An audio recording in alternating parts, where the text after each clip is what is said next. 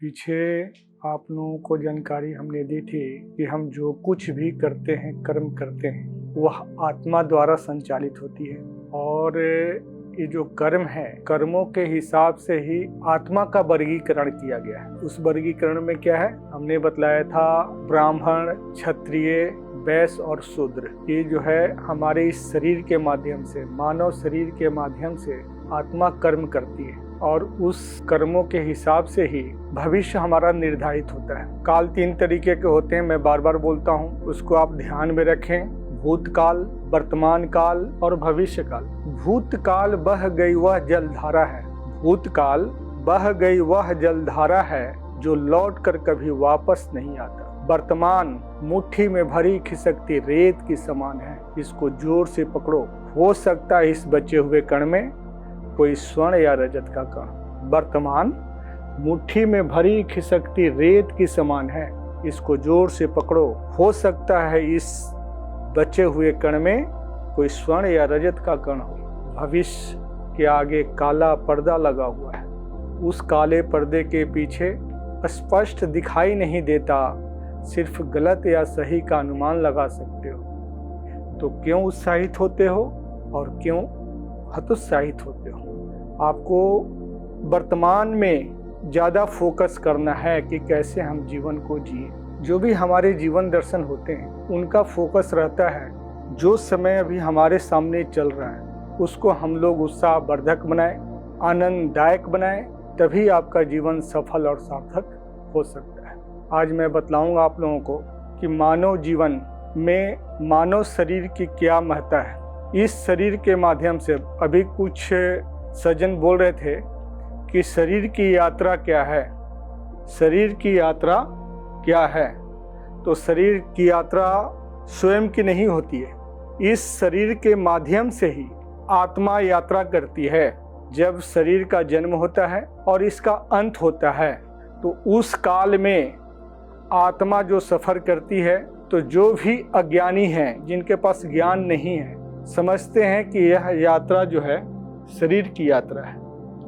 शरीर की यात्रा नहीं है, यात्रा तो आत्मा की ही है। इस शरीर के माध्यम से यात्रा होती है आत्मा की। इस यात्रा में जो भी मनुष्य शरीर में हैं, यदि उनकी दृष्टि आध्यात्मिक नहीं हुई तो अधिकांश लोग यही समझते हैं कि शरीर ही मैं हूँ, शरीर से संबंधित चीज़ें सब हमारी है, शरीर के रिश्ते नाते सब मेरे हैं। और ऐसा सोचते ही उनके अंदर आसक्ति की भावना प्रबल हो जाती है। जैसी आसक्ति की भावना प्रबल होती है, उनकी दृष्टि प्रकट हो जाती है और सारे दुखों का कारण भी यही है, सारी परेशानियों का कारण भी यही है कि हम उसमें आसक्ति पैदा कर लेते हैं अपनी दृष्टि की वजह से, क्योंकि हम मान चुके होते हैं कि हम आत्मा नहीं, हम शरीर हैं। बार बार भी मैं आप लोगों को बतलाता हूँ, आत्मा अमर है, आत्मा सत्य है, आत्मा का संबंध परमात्मा से है। और जिस दिन हमारी दृष्टि बदलती है तो हम समझते हैं कि हम आत्मा नहीं, हम शरीर हैं, उसी दिन से आपका परमात्मा से कनेक्शन ऑफ होता है। आप संसारिक हो जाते हैं, आपकी दृष्टि पूर्णतया संसारिक हो जाती है और आप आसक्ति के घेरे में आ जाते हैं। फिर छोटी छोटी परेशानियां, मुसीबतें, रुकावटें आपके जीवन को नाश कर देती हैं। इसलिए आप चिंतन कीजिए, मंथन कीजिए कि आत्मा का और शरीर का क्या संबंध है। अधिकांश लोग कहते हैं कि बेकार की बातें हैं, चुपचाप अपना काम करो।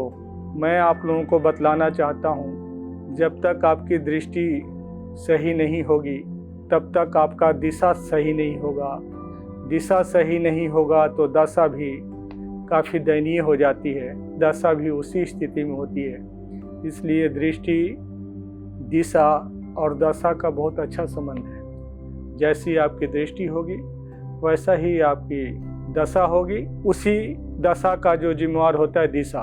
तो आप जिस तरफ जाना चाहते हैं तो उसका ज्ञान आपको होना चाहिए। और जाने की बात की जानकारी भी तभी होगी जब आप मानिए कि आप जो हैं आत्मा हैं, इस शरीर को धारण किए हुए।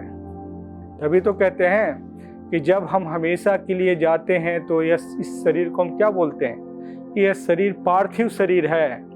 5 तत्वों का बना हुआ शरीर 5 तत्वों में हम विलीन कर देते हैं, चाहे जला करके कीजिए या दफना के कीजिए, जैसे भी हो 5 तत्वों में शरीर विलीन हो जाता है। लेकिन हमारा सफ़र नहीं रुकता है। हमारा का मतलब हो गया आत्मा का। इस शरीर के माध्यम से जो यात्रा करनी थी, उस यात्रा के दौरान आपकी दृष्टि के हिसाब से जो कर्म बनता है उस आत्मा के साथ जुड़ जाता है और अगली यात्रा में वही संस्कार के रूप में, संचित कर्म के रूप में फलदायक होता है। जैसा कर्म कीजिएगा वैसा ही आपका संचित कर्म बनता है, वही भविष्य में प्रारब्ध बनता है और उसी के हिसाब से आपका जीवन निर्धारित होती है। तो जो हमने वर्गीकरण किया हमने ब्राह्मण, क्षत्रिय, वैश्य और शूद्र। इसमें जो हमने कहा था कि ब्राह्मण वह है जो ब्रह्म ज्ञानी है, जो आत्मा परम पिता परमेश्वर के आदेशा निर्देशानुसार सृष्टि हित में कार्य करते हुए अपने आप को अकर्ता मानता है, वही आत्मा ब्राह्मण कहलाता है। तो इस मनुष्य योनि में जो आ करके इस भाव से कार्य करे कि हम तो अकर्ता हैं, यह सृष्टि परमात्मा का दिया हुआ है, उन्हीं के दिशा निर्देशानुसार हमें काम करना है। करने वाला मैं कौन होता हूँ? सबका सब जितने भी काम होगा सृष्टि हित में होगा। जो भी उसको दायित्व मिलेगा उस दायित्व का निर्वाह अकर्ता भाव में करेगा तो ब्राह्मण कहलाता है, ब्रह्म ज्ञानी होता है और उसी को मोक्ष की प्राप्ति होती है। वह जब चाहे जहाँ चाहे भ्रमण कर सकता है।